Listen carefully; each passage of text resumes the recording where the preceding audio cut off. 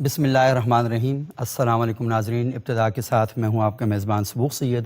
صبح بخیر ناظرین، آج ہم ایک بڑے اہم ٹاپک پر گفتگو کرنے جا رہے ہیں، اور وہ ٹاپک یہ ہے کہ ہم سب مذہب کے ساتھ جڑے ہوئے ہیں، اور ہم میں سے ویسے بہت کم ہی لوگ جانتے ہیں کہ مذہب کا اصل مقصد کیا ہے اور مذہب ہم سے کس بات کا تقاضا کرتا ہے۔ اور یہ سوال بھی بڑا اہم ہے کہ کیا مذہب صرف عبادات کا اور ظاہری احکامات اور رسوم کا مجموعہ ہے، اور اس کے ساتھ ساتھ ہی کہ کیا یہ کوئی انسان کی فکری، اخلاقی اور روحانی آزادی کے بھی کوئی راستے فراہم کرتا ہے۔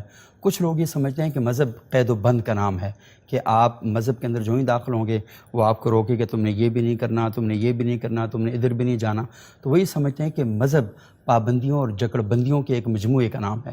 تو آج ہم اس موضوع پر بات کریں گے کہ فلسفہ مذہب کیا ہے، مذہب بنیادی طور پر انسان سے کس بات کا تقاضا کرتا ہے، مذہب انسان کے لیے ہے یا انسان مذہب کے لیے ہے۔ یہ وہ بنیادی سوالات ہیں جو آج کے نوجوان کے دل اور دماغ میں ہمہ وقت گونج پیدا کرتے رہتے ہیں۔ تو آج ہم اس پر بات کریں گے، اور لکیلی ہمارے ساتھ موجود ہے جناب حسن الیاس صاحب، Ghamidi centre of Islamic learning امریکہ کے ڈائریکٹر ہیں۔ بہت شکریہ حسن صاحب، آپ یہاں تشریف لائے۔ حسن صاحب، یہ پہلا سوال میں آپ سے کروں گا، مجھے بتائیے گا کہ مذہب ایک تصویر بناتا ہے آپ کے دماغ میں، تو اس تصویر کو ذرا آپ ایکسپلین کریں کہ وہ کیسی بنتی ہے۔ جی دیکھیے، مذہب کے بارے میں ہماری ایک بڑی بدقسمتی یہ ہے کہ جو بھی تصورات ہمارے یہاں پیدا ہوتے ہیں وہ مذہب کے داخل سے، اس کے اپنے کانٹینٹ کے مطالعے سے جن لوگوں نے مذہب کو دنیا میں انٹروڈیوس کرایا ہے ان کے تعارف سے نہیں شروع ہوتے۔ مذہب جب پیدا ہو جاتا ہے اس کے بعد اس کی ایک روایت بنتی ہے، اس کے اندر کچھ نابغہ کری لوگ پیدا ہوتے ہیں، ان کے ساتھ کچھ ہیرو شپ کے تصورات بنتے ہیں، ان کے نقطہ نظر، ان کے اجتہادات، ان کے افکار سے جو چیزیں سامنے آتی ہیں ہم اس کو مذہب کا نام دے دیتے ہیں۔ مذہب بہت خالص چیز ہے، اور مذہب کے بارے میں جب کبھی بھی ہمیں گفتگو کرنی ہے تو سب سے پہلے اس کے ماخذ، اس کے سورسز کی طرف جانا ہے۔ صحیح۔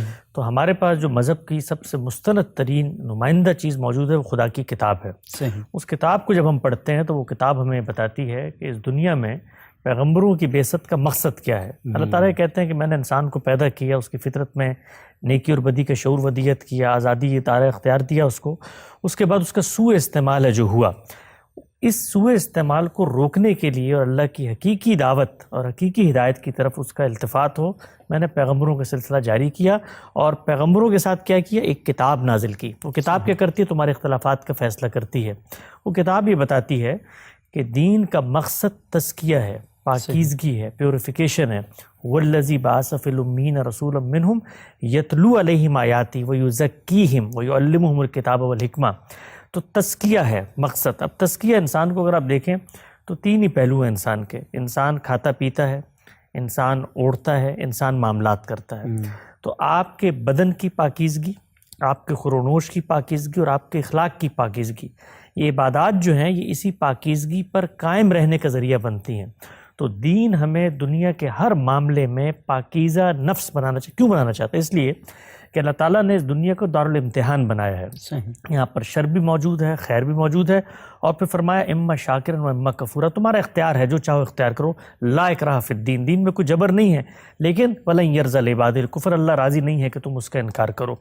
اللہ کیا چاہتے ہیں؟ اللہ یہ چاہتے ہیں کہ اپنی جنت کے لیے پاکیزہ نفوس کا انتخاب کریں۔ خود اللہ ستوت و صفات ہیں، پاکیزہ ہیں، تو یہ نہیں ہو سکتا کہ دنیا کے اندر آپ غیر پاکیزگی کو اختیار کریں، زندگی کا نظریہ آدرش بنائیں اور اللہ کی اس پاکیزہ جنت کے شہری بن جائیں۔ تو ہر معاملے میں دین اور اسلام آپ کو دعوت دیتا ہے پیوریفیکیشن کی، پاکیزگی کی۔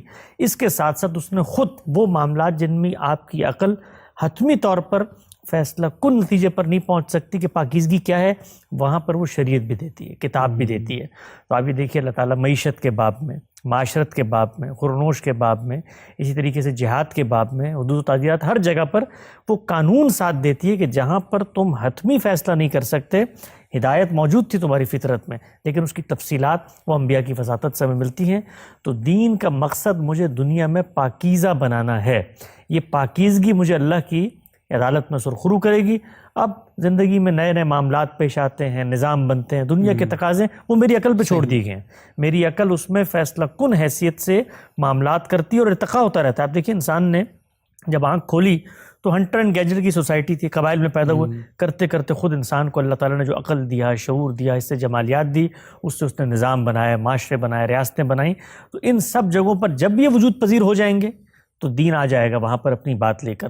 تو یہ چیز ذہن میں رکھیں. ہمارے یہاں بڑی غلط فہمی ہے کہ دین کو سامنے رکھ کر ہم نظام بناتے ہیں، دین کو سامنے رکھ کر ہم مختلف قسم کے تصورات پیش کرتے ہیں. دین ہمیشہ کنڈیشنل ہدایت دیتا ہے. اگر یہ کرو گے تو پھر یہ، اگر تم باپ ہو تو تم سے حقوق و فرائض وابستہ ہو جائیں گے، اگر تم حکمران ہو تو نظم اجتماعی سے متعلق شریعت کے احکام تم سے وابستہ ہو جائیں گے، اگر تم کسی جگہ کے قائد ہو تو تم نے ان چیزوں کا خیال رکھنا ہے. یہ نہیں ہے کہ زکوٰۃ چونکہ دینی تھی اس لیے لازماً مال بھی کمانا ہے. مال ہوگا تو زکوٰۃ ادا کی جائے گی. تو معاشرہ بن گیا، حکومت آپ کو مل گئی، اکثریت مسلمانوں کی ہے، تو نظم اجتماعی سے متعلق بھی اللہ نے احکامات دیے اور اس کے بارے میں فرما دیا ہے وَمَن لَّمْ يَحْكُم بِمَا أَنزَلَ اللَّهُ فَأُولَٰئِكَ هُمُ الْكَافِرُونَ فَأُولَٰئِكَ هُمُ الْفَاسِقُونَ. تو اس ترتیب کو بالکل درست رہنا چاہیے. آپ دیکھیے کہ سوسائٹی کہاں کھڑی ہے، آپ کا سوسائٹی میں کیا رول ہے، اس سے متعلق آپ سے ذمہ داریاں پیدا ہوتی چلی جائیں گی. ایک عام آدمی جو ریڑھی لگاتا ہے، جو مزدوری کرتا ہے، اس پر یہ دین نے فریضہ نہیں عائد کیا کہ آپ اٹھیں اور پوری دنیا کے اندر اسلام کا نفاذ کرتے ہیں، آپ اٹھیں اور پوری سلطنت کے اندر جو ہے وہ شریعت. ہمارے یہاں آپ دیکھیے آج کل جو لوگ اٹھتے ہیں کہ جی ہم اٹھ رہے ہیں اور اب ہم اس سلطنت کے اندر یہ آپ سے متعلق ہدایت نہیں تھی. جس وقت آپ حکمران بن جاتے ہیں، ہاں حکمرانوں کا انتخاب آپ نے کرنا ہے تو دین کی ہدایت کو پیش نظر رکھیں. آپ ان لوگوں کا انتخاب کریں جو مذہب کی حقیقی روح کو لے کر آگے چلتے ہیں. تو مذہب بہت سادہ، بہت واضح، بہت بین ہے، اور مقصد کیا ہے؟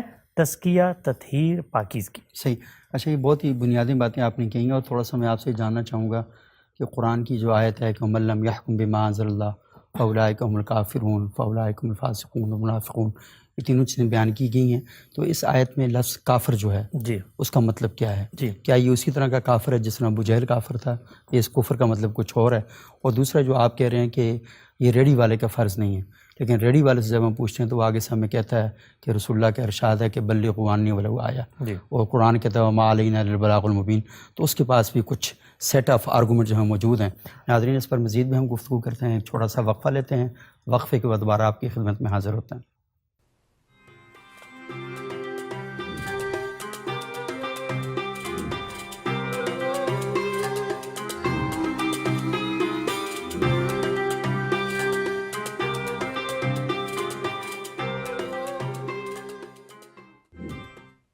ناظرین، وقفے کے بعد ایک بار پھر پروگرام میں خوش آمدید. آج ہم گفتگو کر رہے ہیں کہ مذہب کا وظیفہ کیا ہے، مذہب کا مقدمہ کیا ہے، مذہب کا مقصد کیا ہے، اور ہماری زندگیاں مذہب کی وجہ سے کیا خوبصورت ہو رہی ہیں، یا اہل مذہب کی کچھ باتوں کی وجہ سے وہاں پرابلم کریٹ ہو رہے ہیں. ہم لوگوں کو مذہب کا کیا تعارف پیش کر رہے ہیں.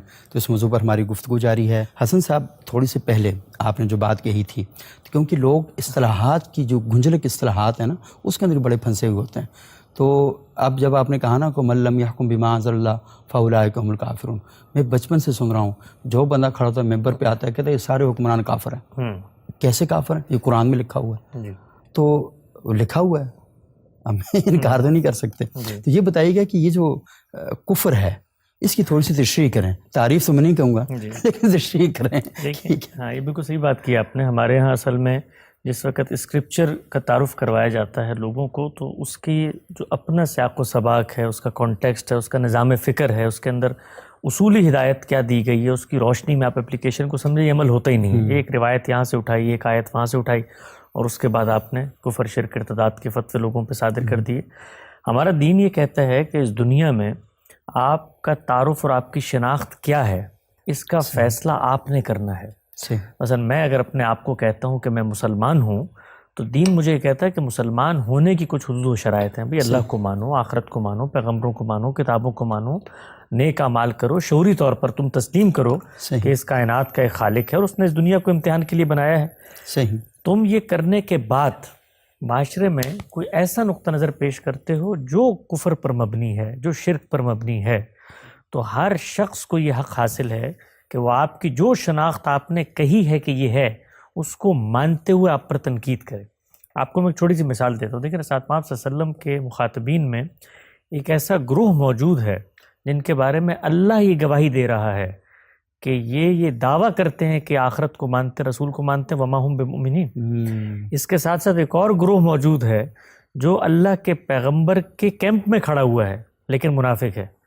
آپ یہ دیکھیے کہ ان کی جو ظاہری شناخت تھی اس ظاہری شناخت کا پیغمبر بھی احترام کرتا ہے، اس لیے کہ یہ ان کا دعویٰ ہے، اور اس پر قرآن مجید بھی تنقید کر رہا ہے کہ ان کے دلوں میں ایمان نہیں اترا، اور پیغمبر کو بھی جہاں موقع مل رہا ہے وہ توجہ دلا رہے ہیں. تو دنیا میں ایک ہوتی ہے آپ کی ظاہری شناخت، جو شخص کہتا ہے میں مسلمان ہوں وہ مسلمان ہے، اس کے بعد اسلام کے تقاضے، اس کا نقطہ نظر، افکار، اس پر آپ تنقید کریں.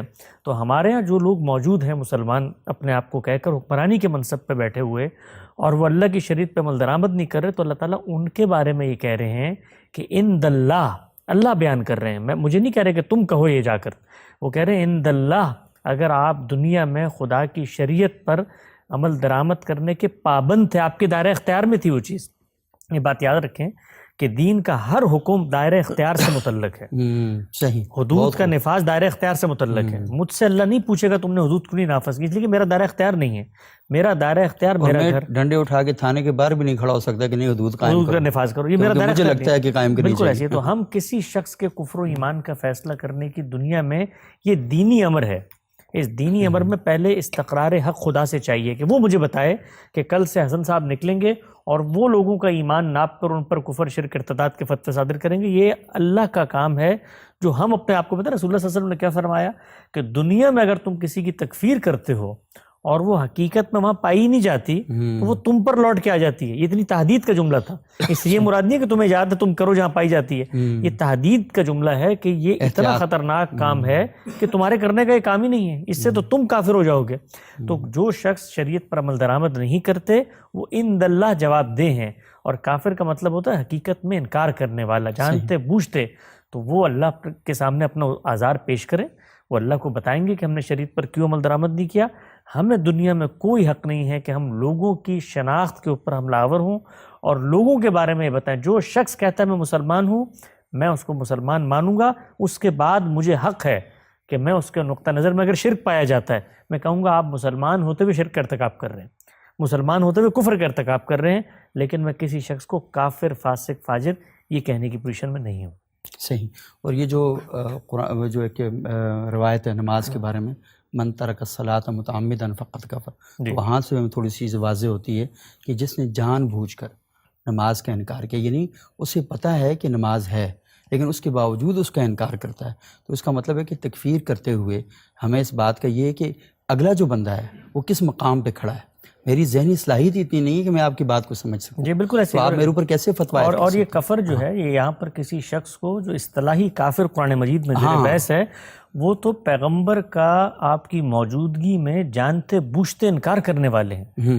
کافر ایک اصطلاح ہے، ایک تو عربی کا لفظ ہے کفر، آپ اس کا اطلاق کریں وہ انکار کرنے پہ بھی آتا ہے، وہ حقیقت سے شروع ہو کر آخر میں چلا جاتا ہے. لیکن جو کافر قرآن مجید میں زیر بحث ہے وہ رسالت مآب صلی اللہ علیہ وسلم کا جانتے بوجھتے انکار کرنے والا. آج کے دور میں کون شخص جانتے بوجھتے انکار کر رہا ہے؟ یہ میں نہیں جانتا، لہٰذا اس کا اپنا دعویٰ کیا ہے؟ اللہ کے رسول کو علم تھا اور اللہ نے بتایا تھا، اس لیے کہا کہ یا ایھا النبی جاہد الکفار والمنافقین واغلظ علیہم. اور یہ بھی بتایا اللہ نے کہ یہ اس وقت خدا کے پیغمبر نے حق واضح کر دیا ہے. یہ پیغمبر اس لیے بھیجا گیا ہے کہ حق واضح کرتا ہے اور اس کے بعد وہ حجت باقی نہیں رہتی اور ان کے ساتھ پھر انجام ہو جاتا ہے وہی جو آخرت میں ہوتا ہے. تو یہ بنیادی نقطہ ہے، اس کو ہمیں سمجھنا چاہیے کہ ہم کسی شخص کے کفر و ایمان کا فیصلہ کرنے کے لیے دنیا میں سرے سے بھیجے ہی نہیں گئے ہیں. لوگوں کا دعویٰ ہے، کوئی کہے میں غیر مسلم ہوں تو بس وہ غیر مسلم ہے. ایک مسلمان ہے، غیر مسلم ہے.